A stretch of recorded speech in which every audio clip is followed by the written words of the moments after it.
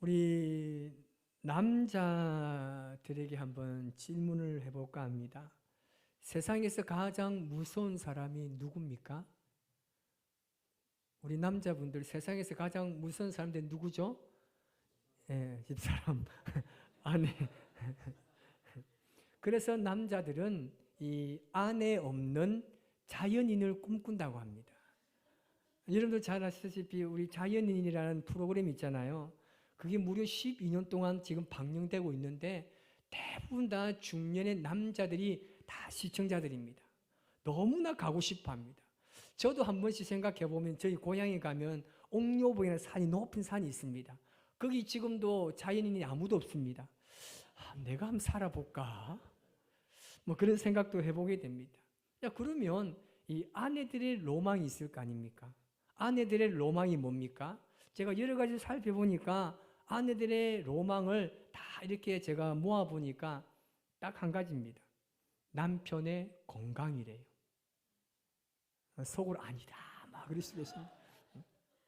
그런데 남편이 건강하되 집에 없는 게 로망이래요. 그래도 어디 가든지 건강하게만 살아주면 내 눈이 안 보이면 그게 좋다는 거죠. 이 아내와 이 남편은 이렇게 서로 다른 꿈을 꾸고 살아간다고 합니다.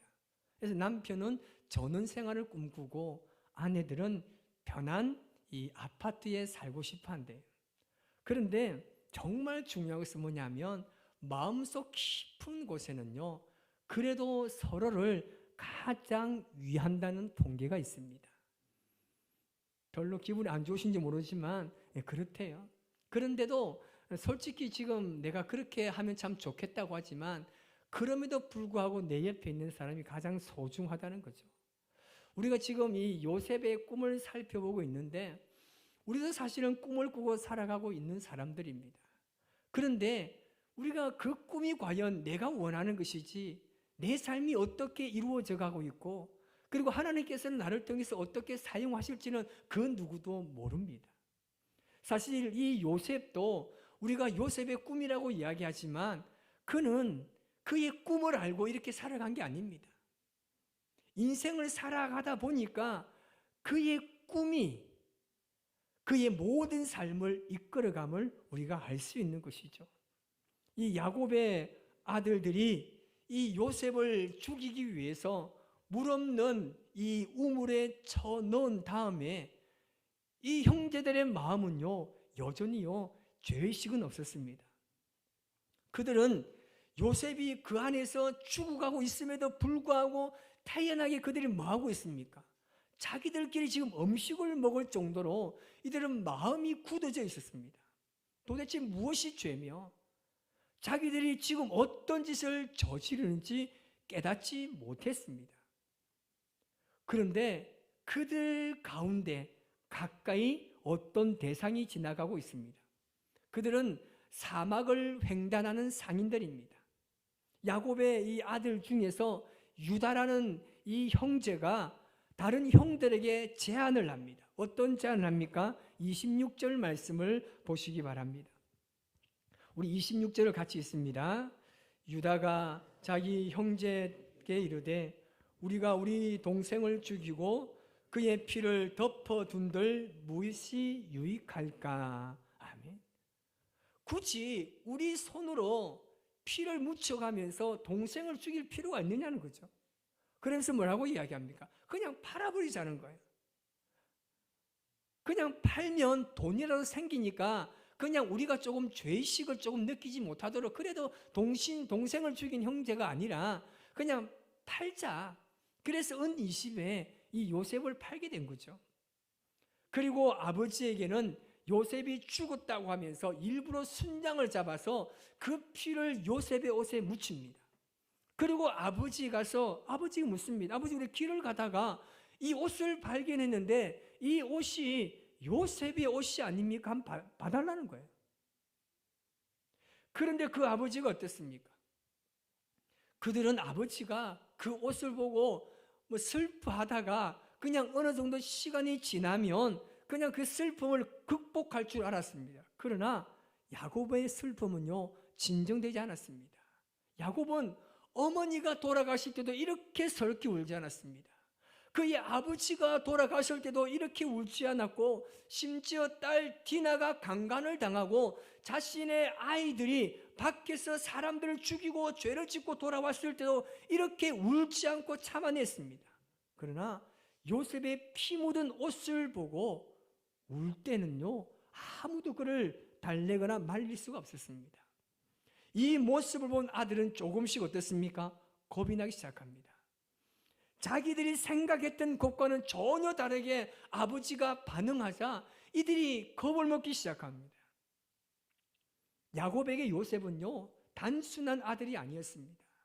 자신의 모든 재산과 아들들과 이 세상 전부를 합친 것보다 더 귀중한 존재였다는 사실을 이제 아들들이 깨닫기 시작하는 거예요. 야곱이 뭐 장난 삼아서 심심풀이로 요셉을 그 형들에게 보낸 게 아닙니다. 야곱은 다른 아들들을 위해서 이 세상의 전부보다 소중한 그 아들을 보낸 것이죠. 자식들은 그를 위로해보지만 그의 슬픔은 어떤 것으로도 진정할 수 없었습니다. 여러분, 오늘 이 본문이 우리에게 보여주고자 하는 것이 과연 무엇이겠습니까? 이 야곱의 눈물, 이 애통은 지금까지 아들들이 저질러온 죄에 대한 그의 침묵에 약간의 빛을 보여주는 내용입니다. 우리가 지금까지 이 야곱의 그리고 이 요셉의 집안을 살펴보면서 느낀 것이 무엇입니까? 이것은 결코 하나님의 백성다운 모습이 아닌 거예요. 어떻게 이렇게 살아갈 수 있을까? 지금 뭔가 잘못됐다는 것을 우리가 알 수 있지 않습니까? 여동생이 강간당하고 칼을 가지고 이 모든 동네 사람들을 죽여버리는 것은 하나님의 백성들이 아닙니다. 물론 자기 동생이 강간을 당하고 집에 돌아오면 어느 사람이 온전한 정신을 가지고 있겠습니까? 다 그냥 막 얼마나 분노가 생기겠습니까? 그런데 그 칼을 가지고 가가지고 그 동네 모든 남자를 죽여버리는 것은요, 하나님의 백성다운 삶이 아닙니다. 우리는 성경을 읽으면서 지금 이들이 이렇게 하는 행동이 정말 이건 아닌데, 정말 이렇게 해서는 안 되는데 라는 마음을 가질 수도 있습니다.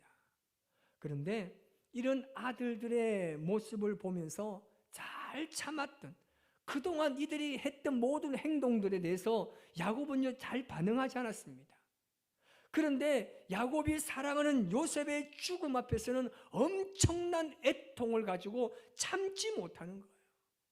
요셉의 죽음은 지금까지 다른 아들들이 저질러온 모든 죄보다 더 큰 아픔을 야곱에게 안겨주었습니다. 지금까지 자신들의 잘못을 조금도 깨닫지 못하던 아들들은 아버지의 엄청난 눈물과 애통을 보고서는 자신들이 어떤 짓을 했는지를 깨닫기 시작하는 것이죠. 이 점에서 보면 요셉은요, 예수 그리스도의 완벽한 예표입니다. 하나님께서 심심해서 그냥 예수님을 여러분 이 세상에 보내신 것이 아닙니다. 정말 우리를 너무나 사랑하시기 때문에, 정말 우리를 돕고 싶었기 때문에 하나밖에 없는 사랑하는 아들을 우리를 위해서 보내신 겁니다. 그 아들은 하나님께 온 우주를 합친 것보다, 온 천사를 다 합친 것보다 더 귀한 존재였습니다. 그러나 인간들은 어떻습니까? 이 아들을 자기 마음대로 처리해버렸습니다. 예루살렘 성 밖으로 끌고 나가서 십자가에 못 박혀 죽게 만들었습니다. 그리고 나서는 자기들이 어떤 짓을 했는지도 제대로 깨닫지 못했습니다. 그런데 복음과 성령의 역사를 통해서 조금씩 그 죄에 대한 각성이 일어나기 시작했습니다. 여러분, 그리스도의 죽음이 정말 어떤 것인지 깨닫게 되면요, 애통하는 사람들이 하나 둘씩 생겨나게 되는 것입니다. 자기 어머니가 죽는 것을 보면서도 눈물 한 방울 흘리지 않던 사람들이, 동생한테 사고가 났을 때도 전혀 울지 않던 사람들이, 십자가 죽음의 의미를 알고 나서는 애통하기 시작하는 것입니다. 그리고 자신들이 지금까지 살면서 했던 일들이 얼마나 하나님 가슴에 못을 박는 짓인지를 조금씩 깨닫기 시작하는 것이죠. 야곱의 아들들은요, 요셉을 잡아서 죽이려고 하면서도 이것이 얼마나 큰 죄인지를요, 그들은 깨닫지 못했습니다. 그래서 그들은요, 요셉을 물 없는 구덩이에 던져놓고 태연하게 뭐하고 있습니까? 자기들끼리 음식을 먹는 거예요. 오늘 보면 25절 말씀을 우리 같이 한번 읽어봅니다. 그들이 앉아 음식을 먹다가 눈을 들어 본즉 한 무리의 이스마엘 사람들이 길라앗에서 오는데 그 낙타들의 향품과 유향과 몰약을 싣고 애굽으로 내려가는지라. 아멘. 여러분, 지금 동생이 어디 있습니까? 지금 동생은 물 없는 구덩이 속에서 두려움과 허기로 죽어가고 있습니다. 그런데 형이란 사람들이 밖에서 태어나기 지금 뭐하고 있습니까? 음식을 먹고 있습니다. 몇 해 전에 실제 이런 사건이 있었습니다. 어떤 청소년이 엄마를 살해합니다. 자기가 기분이 나빠서 그냥 엄마를 살해한 거예요. 근데 엄마를, 그 시신을 옆에 두고요, 친구들을 불러가지고 전화해가지고 다 불러 모아서 치킨을 시켜 먹었어요. 엄마는 옆에 죽어 시신이 그 있는 거예요. 근데 아들은요, 친구들을 불러가지고 태연하게 치킨을 시켜 먹었다는 사건이 있었습니다. 얼마나 충격적입니까? 원래 음식을 여러분 편안하게 먹어야 체하지 않습니다. 이 부담스러운 상황에서 먹으면요, 목에 걸리고 가슴이 불편합니다. 그리고 마음에 미움이나 분노가 있거나 흥분된 상태에서는요, 음식이 여러분 잘 넘어가지 않습니다. 하물며 지금 옆에서 죽어가고 있는 그 동생이 고함을 치는 그 옆에서 음식이 여러분 목구멍에 들어가겠습니까? 성경을 보니까요, 그들이 뭐 잘 먹었는지 잘못 먹었는지 모르겠지만 앉아서 음식을 먹는 거예요. 살려달라는 외침이 귀를 찌르는데도 편안하게 음식을 먹을 수 있는 사람은요, 정말 사이코패스입니다. 정상적이지 않습니다.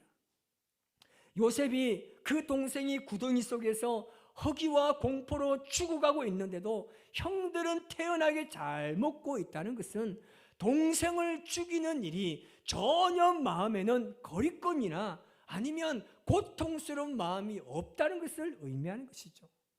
그들은 이 엄청난 죄 앞에서 어쩌면 마음 편안하게 앉아서 음식을 먹고 있었다는 것입니다. 여러분, 이것은요, 우리가 생각해 보아도 상식 이해 아닙니까? 어떻게 동생을 죽이고 그렇게 편안하게, 이건 여러분 청소년들만 문제가 아닙니다. 몇 해 전 10년 전에 여러분 어떤 부모님께서요, 아들 8살짜리 아들을 죽이고 붙여내서요, 그 부모님도 치킨 시켜 먹었어요. 이 치킨이 뭔지, 이 사고를 치고도 태연하게 앉아가지고 부모를 죽이고 치킨 먹고 아들을 죽이고 치킨 먹고, 참 기가 찰 노릇이죠. 그럼 지금 우리가 얼마나 밤잠을 설치고 있습니까? 뭐 아시안컵이 도대체 뭐기에, 사실 4년 전에 저는 이렇게 하지 않았습니다. 그런데 여러분, 이게 뭔지, 그런데요, 밤 12시요, 잠이 오는데요, 우리 청년들은요, 치킨을요, 너무 잘 먹어요. 이 아이들이요, 6마리를 시켜놓고 먹는데요, 저는요, 넘어가지가 않아요. 전반전만 보다가 자러 갔는데, 누워있는데 제 꿈에요, 손흥민이가 나타났어요.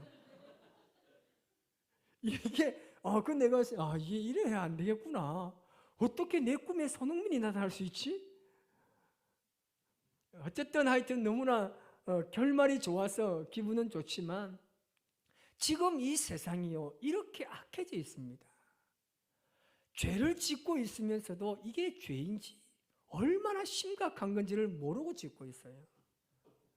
하물며 우리 인간관계에서도 이루고 있는데, 우리는 하나님에 대해서 죄를 지으면서도요, 그 죄의식이 조금도 없습니다. 만약에 정말 우리 안에 죄의식이 있다면 교회들마다 여러분 매일매일 본당이 있어요. 회개하는 기도의 소리가 막 울려 퍼질 거예요. 그런데 여전히 우리는 죄를 짓고 있으면서도 그 죄에 대한 죄의식을 느끼지 못하고 그냥 살아가는 거예요. 여러분, 이 형제들이 이 요셉을 죽이면서도 이런 마음을 가지고 있는 것은요, 그들 안에 어쩌면 하나님이 살아계시는 하나님으로 그들에게 존재하지 않는다는 정말 무서운 이야기입니다. 그때 그들 앞에 여러분 새로운 상황이 벌어지지 않습니까? 새로운 하나의 사건이 전개됩니다. 그 전개되는 새로운 사건은 수요일 날 말씀드리겠습니다. 궁금하시면 수요 예배 나오시기 바랍니다. 기대가 되시죠? 꼭 믿습니다. 제가 눈으로 사진 다 찍어 놨습니다. 이번 한 주간도 우리가 하나님 앞에 될 수 있으면 말씀대로 살아가기 위해서 몸부림치며 살아가는 저와 여러분의 삶이 되시기를 주님의 이름으로 축복합니다. 기도하겠습니다. 하나님 감사합니다.